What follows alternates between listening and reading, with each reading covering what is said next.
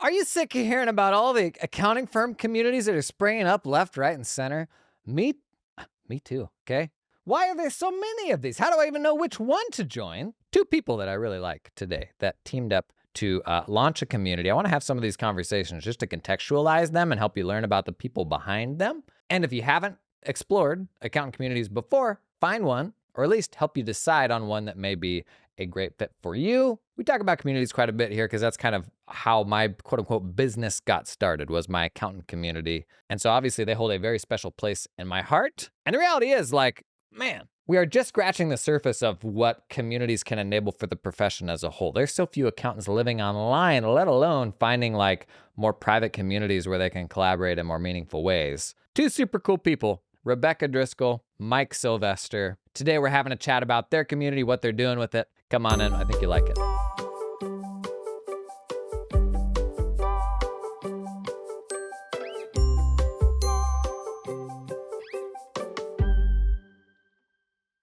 Okay, let's dig right in.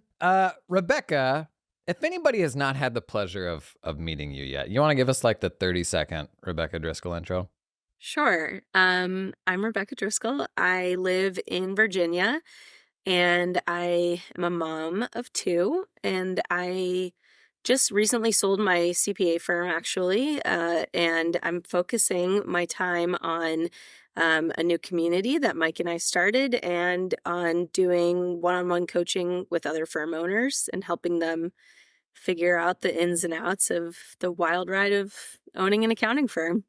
That whole, if you saw it, Rebecca posted on social that she's thinking about selling her firm.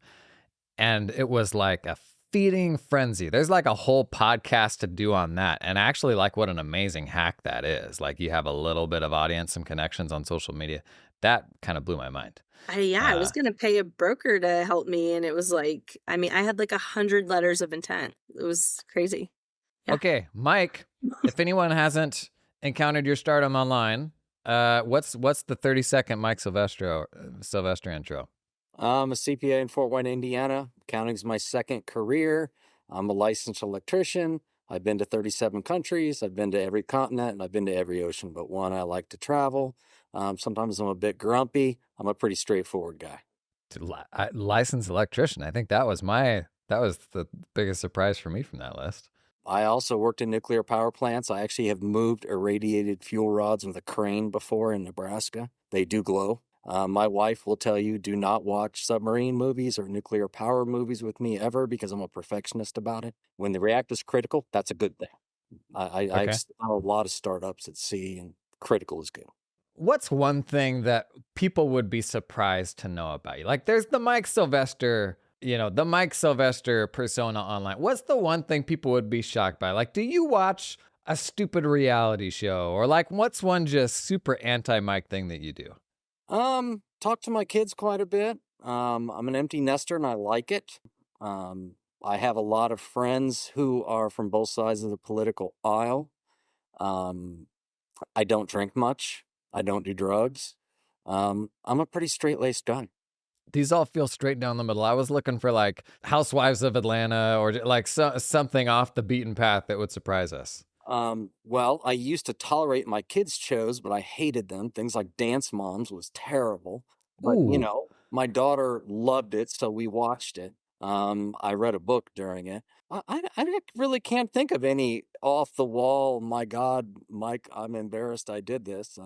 I really can't. I'll tell you, I guess what it's going to be is I'm going to Texas. My daughter offered, said, hey, let's go to a spin class. So I'm going to go. And I bought a specific outfit for it. My business partner said, hey, Mike, you should dress up for her and she'll giggle. So I bought hot pink biker pants. I bought a lime green shirt. And then I was talking to Mary McDonald in a Zoom call, and she said, Mike, you should buy a bandana. So I bought a do-rag with skulls on it. Stop it. So I'm going to post a picture of that, and that's not going to seem like Mike Sylvester. That's the one. That's it. That was better than anything I could have hoped for. So that is pretty great. Okay.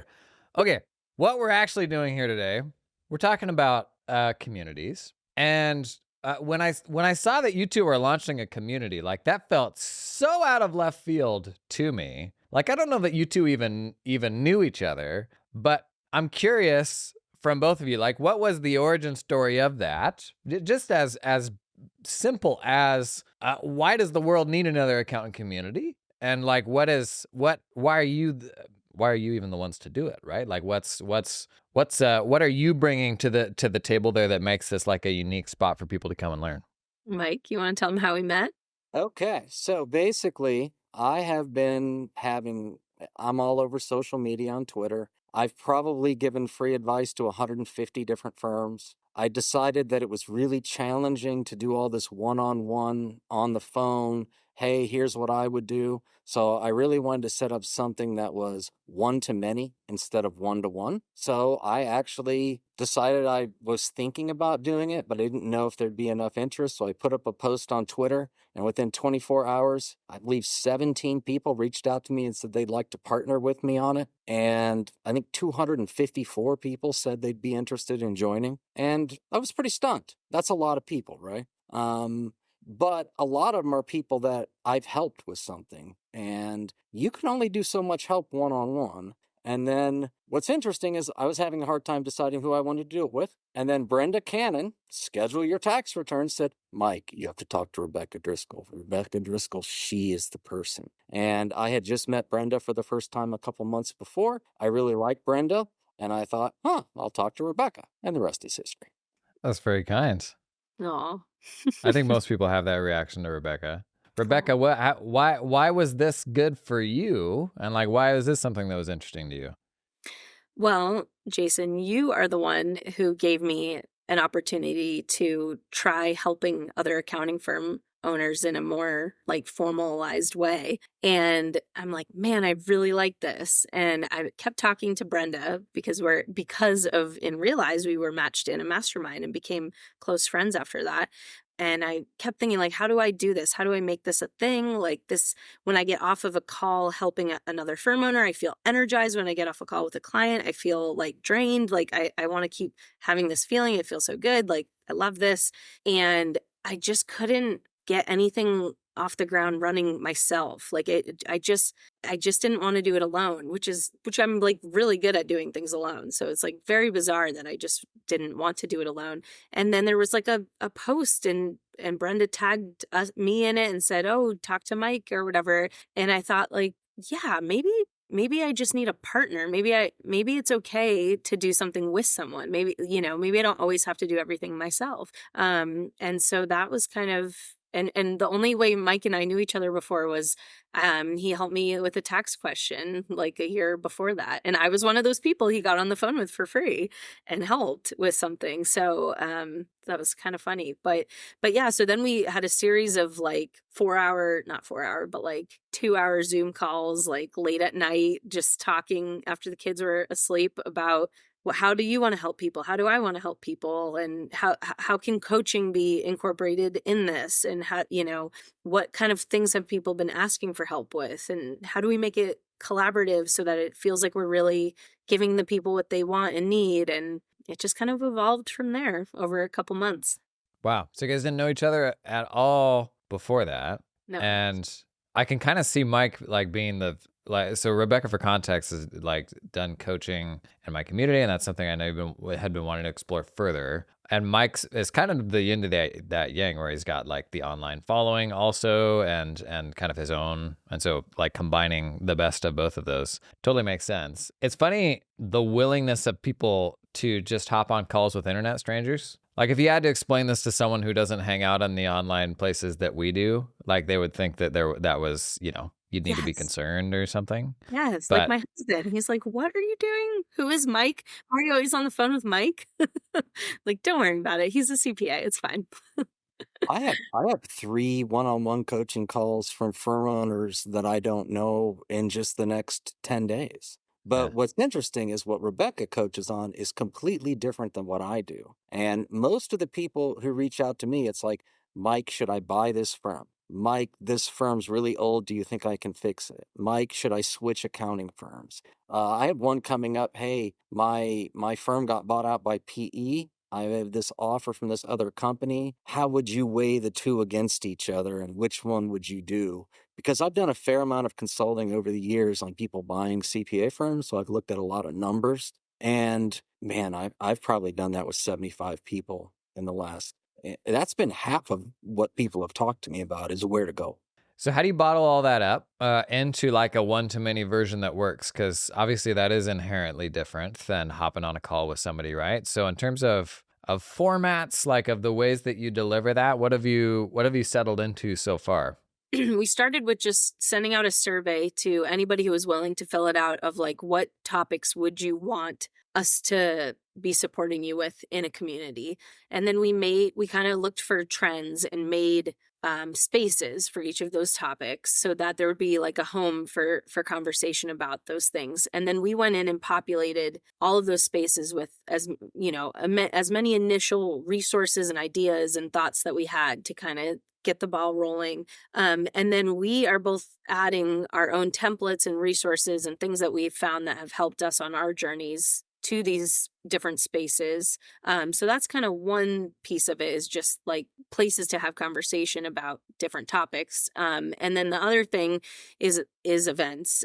So we decided to try something a little different and have free events and paid events, which is a little different model. And we thought with the paid events, that could really be like small group coaching, like very intimate, not recorded, very, private, where you can really, each person can bring to the table like what they want to talk about a certain subject, and then get supported and get coached on that topic. So we're doing that, and then just plenty of free sessions as well that are about all sorts of things that are in demand. And then to make it even more collaborative, we are having members lead lots of different sessions, so they can fill out a request form to lead a session, and then we create an event for them. So now everybody's like really involved, and then like if they enjoy leading the session, they can become a coach. So then there's like a coach section where you can meet all the coaches, and so just kind of trying to keep like coaching and like collaboration, I guess, in mind with everything we do. Mike, why do we need a community for this? That was probably the biggest question I got when I launched my community was, we have social media for this. You Twitter Live, like whatever all the versions of it are. Like, what ultimately is the value of having that separate space for it? So I think for us, the value is going to be live events. We have 14 scheduled in November, our first full month, with 7 different speakers. Wow. That's pretty exciting. But as far as why do we need it, actually one of my good friends online asked me that, and he said, "I just don't get it, Mike." And I said, "Well, my friend, what you don't get is if Mike Sylvester posts something on Twitter and says, 'I need help with the Tennessee franchise tax return,' I will have direct messages from 7 people within 24 hours saying, 'Mike, call me.' But if you don't have a Twitter following and you are new to Twitter, you don't get that same response, right? And to me, it's for people who are new to social media, who are new to firms. But what excites me about the collaboration room right now is roughly a third of our members are from bigger firms, and they almost all want to help the people from smaller firms. So we have this huge number of people trying to help others, which is exciting. Yeah, I like the idea of pulling members in and to run stuff too. That's kind of I always felt like the worst versions of communities are fan clubs, and the more it's community driven, like the more organic that can be, the better. Today's episode is sponsored in part by Client Hub. It is practice management season. You know that. You're looking around, am I on the right platform? When it comes to picking a PM, Client Hub says it comes down to the 4 C's: capabilities, client experience, clarity, and community. Today, we're talking about community. You know I'm a big old fan of community, but is your PM platform? Are they in the community? Are they excited about the profession? Do they participate in community events? Client Hub, it's a small startup that was co-founded by a former firm and top 100 pro advisor who knows a thing or two about accounting firms. When you adopt Client Hub, you don't just get a practice management system, you become part of a community. As part of Client Hub, you can ask questions, get advice, share your perspectives, all with a welcoming community of small firm accounting professionals like you. It's not cold, lifeless SaaS. It's a service the Client Hub delivers that's more than just software. Learn more about Client Hub. Check out the link down in the show notes. This episode is sponsored in part by Carbon, the practice management system. 2025 recommendations just went out. You better believe Carbon was on the list. Can I devote this whole ad read to their practice marketplace that they launched. I'm not supposed to do this, but this is my show. I'm going to do it. Carbon released maybe the smartest thing that I saw this year, and that's not an exaggeration. It is a platform for buying and selling carbon firms. And the only people that can have access are carbon users. You go in, you see other firms that carbon users have listed. Because isn't that such a huge part of doing acquisitions is tech migrations? Oh my gosh. Do your tech stacks align? Makes a really, really big difference. And Carbon can make a pretty compelling argument as a result of this that your firm might literally be worth more if you put it on Carbon. That's what makes this so smart to me. Especially if we think about all these firms aging out. And everybody's like, I'm not gonna touch it because the tech stack's awful. If a bunch of these firms modernize their systems, came to Carbon, think about the marketplace that opens up when all the other firms there can see what they're doing. And the notion of merging those things just got way easier. Even on the back end, they've got some cool ways to either combine those practices or continue maintaining them as two separate instances of Carbon. Super, super smart stuff. To learn more about Carbon, check out the link down in the show notes. How are the two of you settling into this? Because oftentimes the blocker here isn't your own capability to do this, but your own grappling with, I'm a firm owner, I'm this or that, and just kind of accepting the fact that, you put out your feelers and people are like, yes, we want you to do this. And you're like, okay, well, I guess I am this now, or that part of me is this, I'm capable of this. Have you struggled with that at all? The biggest struggle we've had is teaching Mike how to record a Loom video. And I feel like now that we've overcome that, we can do anything, I have a Loom subscription now. Yeah. You've got a Loom subscription now? I do. My partner's always had one, but I added myself to it. Do you struggle with seeing yourself on video, with putting yourself out there, being self-promotional maybe for the first time? How's that been? Well, for me, no. I spoke at national political conventions. I've testified at the State House multiple times. I will get up in front of anyone. I run an hour-long live event in our community, and I'll have a sheet of paper with eight phrases on it. I do everything off the cuff. Yeah, I'm not like that. So I was gonna say, no sweat for Mike, Rebecca. Yeah, but he's really empowered me to just be I'm always we're being too pushy. Let's not remind people. I don't want to bother people, and Mike's no, we have this awesome thing to share. We're helping people. It's good, so it is funny how people who are different can end up being really great partners, I feel so balanced together, which was kind of unexpected or surprising, But yeah, we kind of just both settled into I do a lot of the administrative stuff because I enjoy doing that. And Mike, you do a lot more of promoting us and talking about us, on social media. And he's a good newsletter writer and hosts a lot of live events. And yeah, we just kind of we're exploring still. It's we were really thinking that we should launch this after tax season or something. And then I kept thinking of you, Jason, with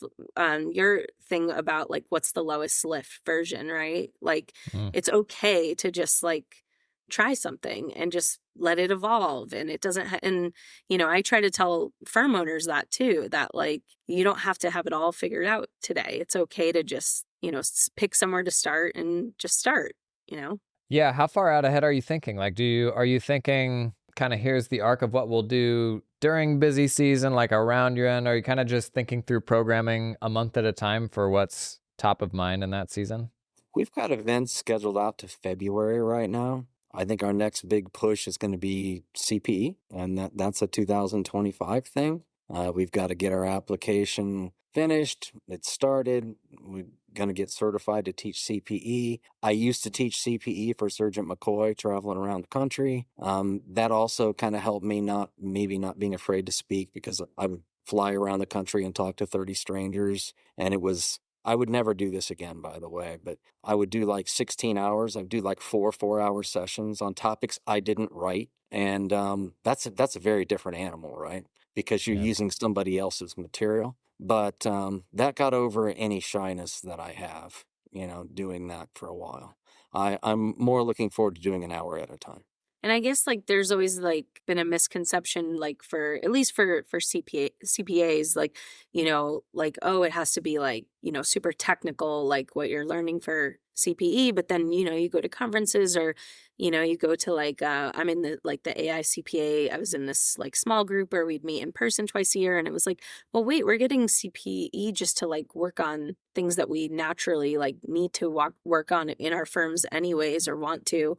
So that's kind of where we thought of like, wait, could people get CPE for just like trying to make their firm a better place and be happier? Like that would be incredible, And we've been looking at CE for enrolled agents as well, and that does need to be more tax technical. So, we want to be inclusive there, and we'll look into what we can do there too. But I mean, it's like earmark. It's like, what if we could just get CPE for just like doing things that we naturally want to do to be better at our careers? So I hope that, people can earn that CPE that they need while just doing the work that they need to do to be happier. I'm curious if you have any thoughts on kind of the future of online communities, because I think COVID was a really big tipping point where a lot of accountants went to social media for the first time. I know that was huge for me, just like benefiting from what everybody was learning along the way throughout COVID relief, and that was a huge resource for our firm. But it definitely seems like communities now are getting more contextual, and you're seeing more spaces pop up for folks that maybe want a more intimate version of the same thing. And to your point, Mike, a more trusted network where if you haven't built that for yourself online, you don't have an interest in doing it, maybe you just can't, to be able to have like a trusted group of folks where there's like a degree of vetting that's happened there already, or at least a bit more specificity. You have any thoughts on where that goes? Like over the next 3 to 6 years? Is that like you just keep seeing more and more of them? Like what do you think the path is? And is there anything analogous to that we've seen before, you think? So in my mind, I think it's going to continue to evolve. I think what's going on today won't be the same as 6 years from now. I think it's hard to picture what's going to happen in 6 years because of automation and AI. But what I do see, and I think Jason and I talked about this briefly online a few months ago, it's really hard. And I've tried for many, many years to form a network of firm owners in Fort Wayne, Indiana. They won't talk to you because they think you're the competition. So you could even go knock on their door and they say, "Oh, you're that CPA firm. Well, I don't want to share information with you because you might take my clients." And you're grinning, but it's the way a lot of accountants have Oh yeah. thought over the last 20 years. So I think when you look at social media, you're only looking at five, maybe at the outside 10% of the accountants involved in the profession. So I think there's a lot of room to move outside of that group. And I think that there's a lot of firms that are very old school that need to change. And I think they're going to look for communities of people who can help them incrementally change their firm kind of at the pace they want instead of maybe paying $10,000 to jump into here, let's radically change everything tomorrow. I think there's going to be a big place for communities who can help people with incremental change. Yeah, I agree. Like, even just Mike and I, like, Mike's closer to retirement age. I'm more of a my age would make sense to like be wanting to buy a firm, maybe, and if everybody Mike's age is getting ready to sell their firms, then having communities where they can connect with potential, people who are more, interested in buying or more interested in a modern firm or a virtual firm or whatever, being able to like connect and talk about how to bridge the gap between those two generations, I think would be really powerful for all these, legacies that firm owners who are retiring soon would love to have live on, but they just don't know how to modernize. So I think that's one thing that hopefully can happen is like, we could really help modernize more firms, like all of us, all these different groups. And then the other thing I was thinking is like, what about like a subscription, something where you could subscribe to like a bunch of them together, like kind of like group them together. Like I wonder if there's a way to like like for each community to work together and collaborate on things in bigger ways, which I think could be cool. And I think what's interesting is the people that reach out to me for coaching, they're not my age. They're Yeah. they're your age, You Rebecca. get dad vibes, like they're coming to you for Or like dad grumpy uncle. advice. Want something. But most of the people who reach out to me are in their 30s, probably. Yeah. and they're looking to buy a firm from somebody like me. And they're like, hey, Mike, how do I do this? Mike, does this make sense? Mike, they're not listening. I don't know if their firm's viable. Can you help me? It's a lot of that. But I do think that's one of the things that makes Rebecca and I work. People just look at us differently. People don't say, hey, Mike, can you help me with my technological issues? Because that's not going to go well, right? My loom's not working. Can you hop on a call, Mike? Exactly. Tech stack, Mike. Exactly right. Okay, that's funny because people come to me for tech stack advice. So let me work on my Sylvester persona, and maybe I can balance myself out a bit. This episode is sponsored in part by LiveFlow. You see the demo day we did on YouTube yet? LiveFlow dashboards. I encourage you to check it out. It's all of I think a 7-minute demo showing off LiveFlow's new release. Super simplified, easy to use financial dashboards. Gonna feel super familiar for anyone that's used that LiveFlow product before. Connects your QBO, your Xero to your Google Sheets or your Excel. Like immediately have this picker to be able to pull any old data from any of your connected client files. But now we can pull them into these like super flexible little widgets, like in a dashboard view. You literally just share a link with the client. Went through some cool examples in that video of like clients I had that were more like tradespeople that wanted mobile updates, and I would text them something every morning. Man, I could make a little mobile-friendly dashboard where they could hop in, and as long as the underlying accounting ledger is up to date, they could see some really cool insights there that you customize yourself, templatize, turn that dashboard into a template, and then literally just from a drop-down, connect another company or company consolidation, and it populates the same dashboard with that different company data. Super cool stuff. If you haven't seen that demo day yet, just go over to YouTube. How would I find it? I'd probably search Jason LiveFlow dashboards. Pretty cool release from the folks at LiveFlow. Learn more about them, check out the link down in the show notes. Today's episode is sponsored in part by Ramp. Do you know what Ramp is? Maybe you do, maybe you don't. Ramp is a spend management platform. Do you know what a spend management platform is? Maybe you do, maybe you don't. These have kind of cropped up in the last like 3 to 5 years. And I actually think accountants are extremely well suited to bring spend management platforms to small businesses for the first time. And it is all about like better card hygiene, not using one card for everything, not having an office card, that Jimmy runs out and uses for donuts. It's about using virtual cards, putting budgets on cards, how you manage those budgets across your team members. It is about enablement of your team members to give them greater flexibility to go out and do what they need to do, spend money with boundaries. And Ramp rolls all that stuff into a super tidy platform. And in the last year or so, they've been investing in their accountants channel big time. You'll see them at all the conferences. Super mature product. Now, sometimes we're afraid to like put that new thing in front of a client because it may embarrass us. Ramp is like AAA, very, very nice product. If that's a problem for your clients, also spoiler alert, unlocks a whole bunch of bookkeeping automation opportunities as well. We've done a demo day for Ramp if you want to see like a 5-minute demo on my YouTube channel. Otherwise, learn more about Ramp down at the link in the video description. Rebecca, I know you were kind of on the coaching path before this, and yep. Mike, you were basically just doing ad hoc coaching for folks online. What's the intersection between coaching and community? Like, does one replace the other? Like, how do you see those things interacting? It's a good question. I mean, I think like some powerful things can happen like in the comments on a post where people are like showing up for each other on an issue and like really supporting each other. And that can feel a lot like coaching or challenging people to, fire that client, and everybody's like, giving them the support they need to do that.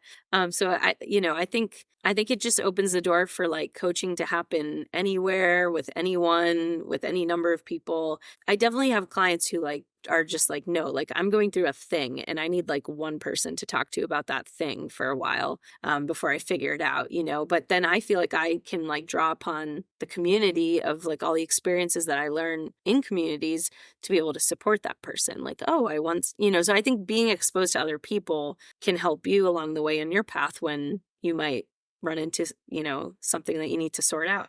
One sort of the community vernacular is like a blanket that's, I feel like, has gone over a bunch of different types of things. And some communities are more built around access to content, whereas I think other communities are built around access to people. Do you see, as the community space continues to grow, there's probably a degree of it that gets more contextual over time. Do you see that becoming more, like to Mike's point, this is the community for taking your firm that kind of needs to modernize before sale, and like we sort of take you on this journey that ultimately you probably graduate from? Like, do you see communities getting more contextual like that, or more around just we attract a specific type of person, and simply by being around those people, we think XYZ problems will be solved? So more kind of track based versus peer group based. I think you're going to see both.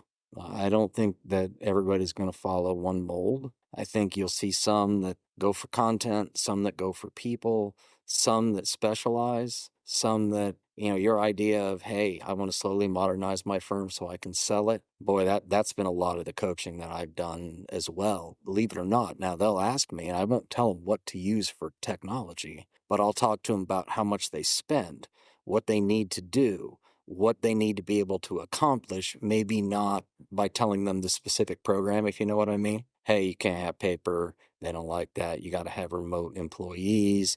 You got to have a strong tax software. You have to have a practice management system. I might suggest these four, as a look, but they're all different. I'm not an expert in any of the four. So some of my advice is maybe a little more generic in some cases, but it's more geared towards getting in the end. But I think you're going to see I think communities are all going to go in different directions.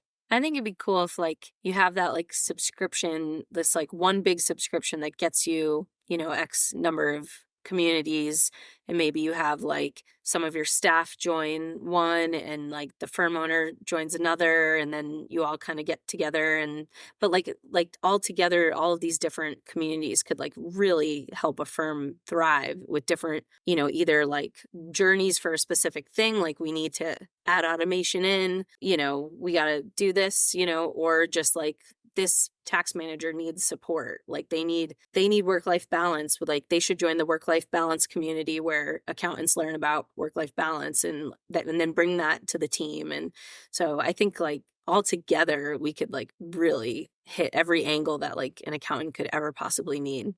For because most accountants haven't explored communities before. Most accountants aren't even online to begin with. But how do you frame up, like it's always funny when you have a conversation with an offline accountant, and it puts into perspective just how in a bubble you are hanging out online and how different the group think there is to anywhere else. How do you frame up for someone who hasn't experienced a community before? Like, does this rise to the level of like an essential part of any accountant's kind of core growth stack? Like, we talk about tech for firms. We talk about all these things that firms need to have. Does community rise to the level of that, where you would say like this needs to be part of the firm experience for everyone? Yes. My friends who are CPAs and are not in communities, like I feel like they're doing everything the hard way. Like my one friend, she just like finally gave her notice at the big firm that she was at, and because the work-life balance was terrible, and she thought it was going to be like impossible to find a part-time job as like a CPA that has like a ton of tax experience. There would just be no way. And so she started working for me, but I was like, you have like a million other options. Like, you don't just have to but like, she's not online. So she just like, doesn't like, yeah, you're like, they're, they just have no idea. It could help them so much. Yeah, I think so too. Actually, I was surprised. There's 3 firms within 15 miles of my office that joined. 2 of us are getting together for lunch next week. And they're like, we didn't even know this was possible, but we follow you on Twitter, Mike. One of them applied to work for me because of Twitter, right? I mean, it can be a small world, but what people need is so different, that if you have a community that's varied, people can ask different coaches, different people, different questions.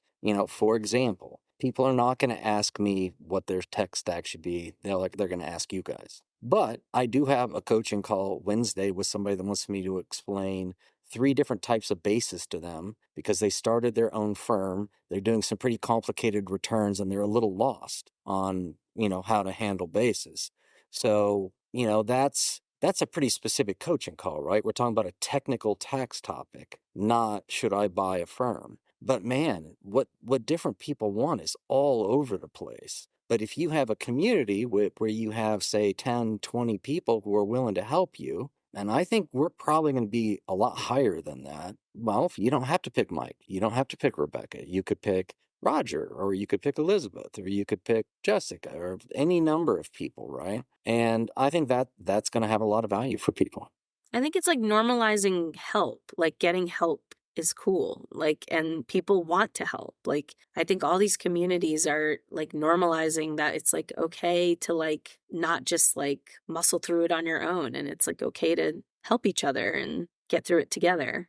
And in some cases, that's why I think some people have come to us for one-on-one coaching instead of group coaching, because there's maybe a little bit of ego involved and they don't want people to know what they're asking, right? So I've done more of the one-on-one than group. The group for me has been recently or years ago. And I'm going to tell you, those sessions are very different. I just did one for new firm owners with 9 people, and it went great, but it was very different than any one-on-one coaching I've ever done before, because it was an active group, right? And I almost had to bring duct tape to make sure I only talked half the time, right? Because it's hard, right? But each group's different, right? So part of the, to me, the why I want to get community folks together and talk about what they're doing is it sounds self-serving for all of us. I absolutely think like being in a community is just such an essential part of an accounting firm because it shaves years off of the learning process in so many ways. But the reality is there's a number of communities out there for people to explore right now. So what's the avatar that is like best suited for your community right now? Is it somebody that's already following Mike or Rebecca? Is it somebody in a specific state in their firm running journey that's a great fit? Like, who are the ones that you wish you could like really reach out and grab? We don't know. And we talked about this a bunch. Mike's like, Rebecca, you're gonna have to answer the avatar question because I don't know. And I'm like, I've just been thinking about it and I want to just be so honest about it. Is like we don't know that. And I think it's okay that we haven't figured that out yet. We want to help accounting firm owners and like organically, like the ones who know Mike have joined our group, like and a couple people who know me. And I think it's okay for anyone who wants to start a community to not exactly know who they like. It's okay that we don't know yet. I think we have, people who want to be in a collaborative setting and enjoy coaching and mentorship and like all those things, and they own a firm. Like those are some like general things, but we don't have like if you're this many years in, or you're located in this area, or you offer just this service, or but I'm excited that we don't know, because that means that we have something like to figure out, and I think it's going to come to us. And could we have been more successful if we had like really like found a more like specific audience to start with? Like maybe, but we're really just like we're doing this kind of for fun and just to help people. So we'll let you know. We don't know yet. Is there anybody, so that we don't let Mike completely punt on this, is there, when you think through like the calls that you've done with folks and when you've been on with people, maybe it's new firm owners, whoever it is there any specific type of person who like you sent them out the door and they're like, yeah, no, I just saved that person a world of headache? Like, is there any Oh type of yeah. person that comes front of mind, be it more legacy firm owners, new firm owners, like anyone in particular that you think you're suited for? I bet you that there's I'm going to say that roughly 50 people have hired me either for free or for paid to help them determine if they want to buy a firm. Mm. And let's just say it's 50. I told more than 40 of them not to buy the firm. There's 2 that I said, my God, I would buy that one. That firm's better than mine. You should jump on that tomorrow. And then there's maybe 8 that I said, well, we gotta dig in deeper. You got to give me some more information. I'm not sure. But 40 of 50 of them I saved from making a mistake. And not a small mistake, right? A big mistake. And I think I really like talking to people about due diligence. I've had several people who want to buy another firm hire me to do the due diligence for them because the firm does things they don't know how to do. I actually have a financial planner that hired me. He bought a firm bigger than mine, and he hired me to do due diligence because he doesn't know anything about tax returns. All right. That was a fun engagement. I enjoyed that. I got to look deep in another firm. And in the end, I said, do not buy this firm. do not do it. And they didn't, right? It was a good engagement. Those are rewarding, right? Did anybody send you Rebecca's balance sheet when she was shopping that around? Mike, I take a mean, look at this one for me. no, no comment. But no, but nobody did. Oh, wow. Nobody asked me, but I might have told Rebecca a couple things about how Yeah, I some of did this lean on you for code support. that I might have did. steered her in a different direction. How would Yeah. that? Okay. Yeah, it was super Okay. helpful. Yeah. And I would say, I feel like I'm getting this reputation for like helping people like clean up their client list, like do a makeover to their client list. Like I just like help them fire clients and help them face like the fears they have around that and then helping them figure out how they want to rebuild. That seems to be like the people who like to book time with me. That's a biggie. Cleaning up the client list. That's about as big as it gets. It's fun. Okay, last question for you. I sold my firm. Rebecca sold her firm. Mike, when you selling your firm? So I'm retiring on 5/15/29. He has the date. Sunday, yesterday, made up the path to tax manager for my staff, and I made the path to partner for my staff. My partners have to review it. We're going to get together and go through it. But my plan is to groom replacements. Been working on it for a year, hired appropriately. We have 4 people in place. So hopefully at least 2 of them will want to buy in. 5/15/29. Write it down. Man, That's internal not the buyout. answer you thought you were going to get, is it? No, it isn't. Internal buyout, that is the best possible outcome. Hopefully your partners don't get wind of a multiple you could command with your celebrity. I'll tell you what, I've had 3 PE firms reach out to me in the last 3 months, and their numbers are pretty staggering, but I'm not interested in that. My wife and I are fortunate. We have plenty of money to retire. I'm not selling to PE. I want my clients better taken care of than that, and I want my staff to step up, and I want to help them do it. And that's a Cool. coaching thing, right? If I can't coach my own staff to do that, I couldn't be coaching other people. Very cool. Well, thank you two so much for coming on and doing this. Thank you. Thanks for having us. Rebecca and Mike are just about 2 of the nicest people you've ever met. I also love when folks who are just helpful and great people for the profession for the longest time without asking for anything in return, literally just hopping on calls with random strangers to be helpful. I love seeing those people win. Those are the people who should win, right? Links down in the show notes for their community. Highly recommend you check that stuff out to learn more.